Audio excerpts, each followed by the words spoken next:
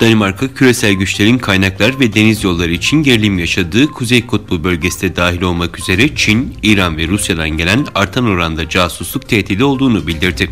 Danimarka Güvenlik ve İstihbarat Servisi tarafından yapılan açıklamada aktif küresel rolün ülkeyi cazip bir hedef haline getirdiği ve Danimarka'ya karşı çok sayıda casusluk girişimi örneği olduğu aktarıldı.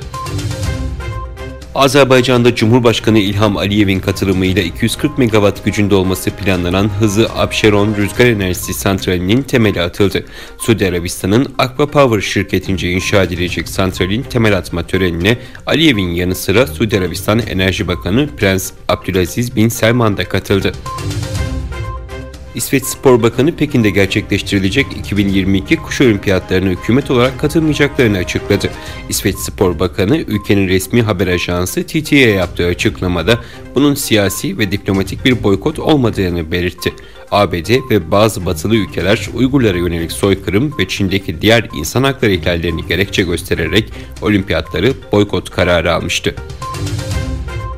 Rusya Devlet Başkanı Vladimir Putin, Kazakistan Cumhurbaşkanı Kasım-Jomart Tokayev'le telefon görüşmesi gerçekleştirdi. Tokayev'in Rusya'nın yardımlarından dolayı teşekkür ettiği görüşmede ülke birliklerinin Kazakistan topraklarından koordineli şekilde geri çekilmesinin başlaması ile ilgili konular tartışıldı. El Salvador'da birçok gazeteci ve aktivistin telefonunun İsrail merkezli NSO grup tarafından geliştirilen Pegasus casus yazılımıyla hacklendiği ortaya çıktı. Diğer yandan Polonya'da parlamentonun üst kanadı Senato'da yapılan oylamada Pegasus casus yazılımının kullanımı ile ilgili soruşturma komisyonu kurulması kabul edildi.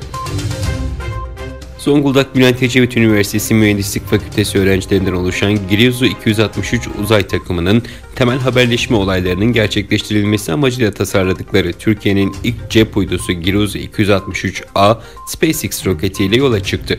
Uydunun yaklaşık 525 kilometre alçak dünya yörüngesinde 4 yıl 8 ay görev yapması planlanıyor.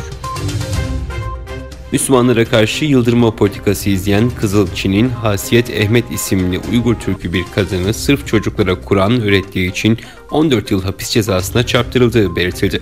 Mahkeme yetkilisi 57 yaşındaki kadına verilen hapis cezasının gerekçesini doğrulayarak o mahallesindeki çocuklara Kur'an öğretti. Ayrıca polisin ikamet ettiği evine yaptığı baskında Kur'an'ın 2 nüshasını sakladı dedi.